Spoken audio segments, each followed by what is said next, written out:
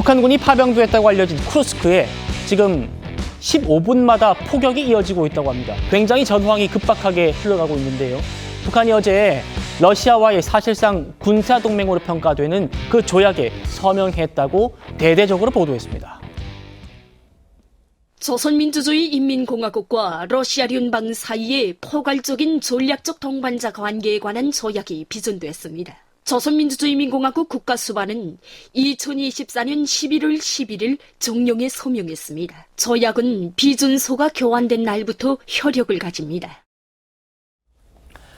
자, 북한과 러시아가 맺은 그 조약에서 우리가 주목해야 할 부분은 이겁니다. 4조인데요.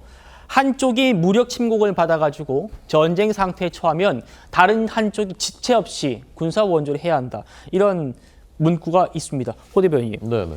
결국 이번 러시아 전쟁 파병을 합리화하려는 그런 의도 아니겠느냐. 이런 분석들이 많더라고요. 네.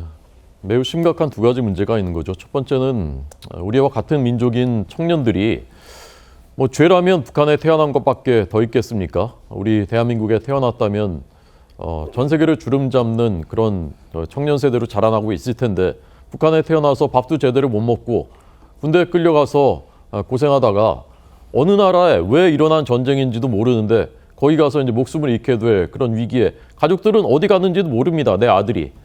그런 상태인 것입니다. 두 번째는요.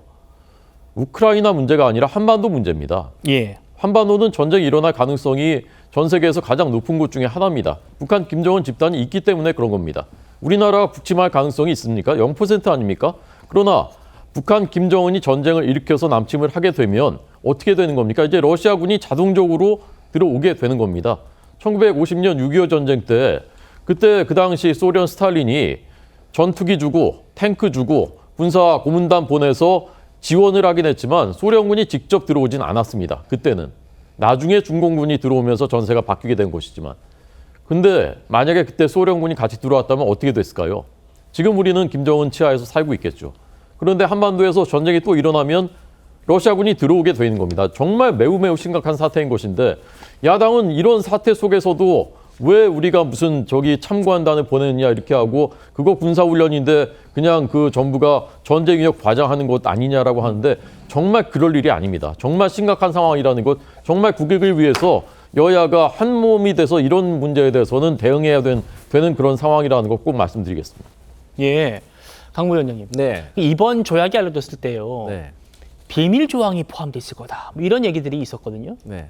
그러니까 북한이 전투 경험을 얻기 위해서 1,000명 정도의 병력을 우크라이나에 보낼 수 있다라는 내용이라는데 일단 러시아는 부인했습니다만 저 1,000명을 뭔가 현대전 전술에 현대전 기술을 전수하는 그런 좀 인력으로 봐야 한다 이런 평가들도 있더라고요. 사실 충분히 그렇게 우리가 예상을 해볼 수가 있습니다. 그리고 사실 저는 비밀 조약이 아니라고 하더라도 어쨌든 간에 지금 북한군이 러시아군에 파병이 됐다는 자체만으로도 어쨌든 현대전에 대해서 여러 가지 전투 경험을 쌓을 수 있는 기회가 된 것이고 또 이러한 도움 속에서 러시아를 쉽게 말하면 크게 도와준 거 아니겠습니까? 김정은으로서는 사실 이 파병한 것이 여러 가지 위험수를 감수하고 지금 보낸 거거든요.